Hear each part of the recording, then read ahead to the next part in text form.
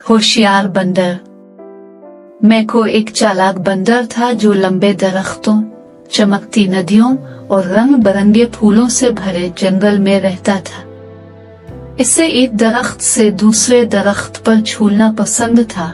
वो अपने दोस्तों से चालें खेलता और जहाँ जाता वहाँ फसाद बर्पा करता। एक दिन बंदर की मुलाकात दो नए दोस्तों से हुई, एक अक्लमंद पुराना आलू जिसका नाम औल था और एक मेहरबान खरगोश जिसका नाम रोजी था। अलिफालो बहुत होशियार था और उसकी रात की बसारत बेहतरीन थी, जबकि खरगोश बहुत तेज था और उसे सूंघने का शदीद एहसास था। बंदर को एक ख्याल आया। दोस्तों, मेरे पास एक मंसूबा है, उसने कहा। उसकी आंखें जोश से चमक रही थी। आइए जंगल में तमाम जानवरों के लिए एक खूबसूरत कम्युनिटी सेंटर बनाने के लिए मिलकर काम करें। अलिफालो और खरगोश बंदर के ख्याल से मुतासिर हुए।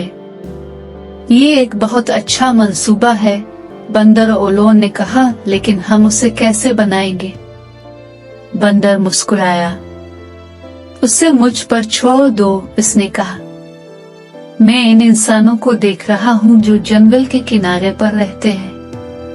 मैंने सीखा है कि उनके औजार कैसे इस्तेमाल करते हैं और उनके मवाद से कैसे बनाते हैं। खरगोश की आंखें फैल गईं।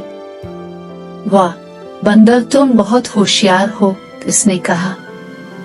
अलिफालो ने सर हिलाया। हाँ बंदर, तुम सच्चे लीडर हो। चलो कम्युनिटी सेंटर शुरू करते हैं। और इस तरह तीनों दोस्त काम करने लगे। बंदर ने मवाद इकट्ठा करने और फ्रेमवर्क बनाने के लिए अपनी चुस्ती और ताकत का इस्तेमाल किया।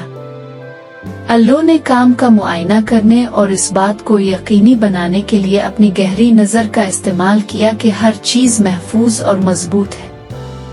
खरगोश ने औजार और सामान लाने के लिए अपनी रफ्तार और चुस्ती का इस्तेमाल किया। जब वो काम कर रहे थे, तीनों दोस्त हंसे और गुपशप करते हुए एक दूसरे की सोहबत से लुत्फ अंदोज हुए।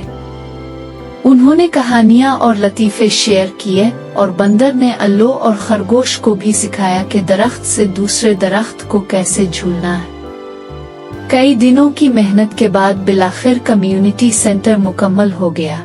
ये एक खूबसूरत इमारत थी जिसकी मजबूत छत, मजबूत दीवारें और जानवरों के जमा होने और खेलने के लिए एक बड़ी खुली जगह थी। कम्युनिटी सेंटर को देखकर जंगल के जानवर हैरान रह गए। वाह बंदर, अल्लो और खरगोश, तुम बेहतरीन हो, उन्होंने कहा। बंदर, अलिफालो और खरगोश मुस्कराए और एक दूसरे से गिले मिले। जो उन्होंने मिलकर अंजाम दिया, इस पर फख्र किया। इस दिन से कम्युनिटी सेंटर जंगल का दिल था, जहां जानवर खेलने, सीखने और तफरीह करने के लिए इकट्ठे हो सकते थे।